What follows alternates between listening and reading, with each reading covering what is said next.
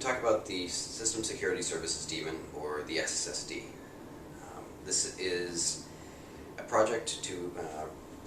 more or less replace NSS LDAP, PAM LDAP, and PAM Kerberos, which are existing technologies for looking up user information in a centralized data store, authenticating that user, and authorizing that user. The SSSD itself kind of grew into its own project as it was originally the client-side component for the Free IPA project, which is a centralized user identity store, similar in function to Active Directory from Microsoft. The reason that we decided to replace NSS LDAP and its friends was mainly that there were a number of limitations to the way things were working. First of all, when you deal with network users, you have to deal with network latency. And one of the problems was that existing caching mechanisms, specifically NSCD, the Name Service Caching Daemon, had a problem where it was very, very fast and reliable for positive caching and absolutely terrible at negative caching. Among other things, it would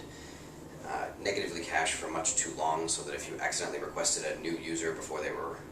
fully into the system and fully replicated out to the local servers, you'd then be stuck with not recognizing that user until the cache expired, sometimes minutes or hours later. The other problem that NSCD has is that it has no real concept of temporary failures. So with the SSSD, we can become aware that the network server is down, and if the cache expires in that time, we can continue to use the cache until such time as we get access back to the network server. Beyond that, we also have improvements in the way we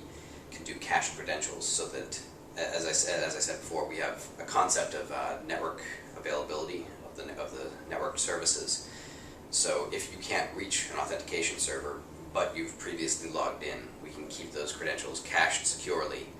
allow you to do an offline authentication, and so you don't need to maintain two sets of credentials, which was a traditional problem in the Linux world. You'd have to keep,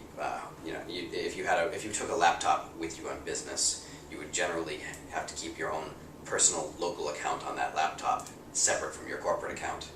and then interacting between the two was not a lot of fun. So with SSSD, we have cache credentials, and we also have the ability to do deferred network credential login, so that if you're using something like Kerberos, which provides single sign-on credentials for network access,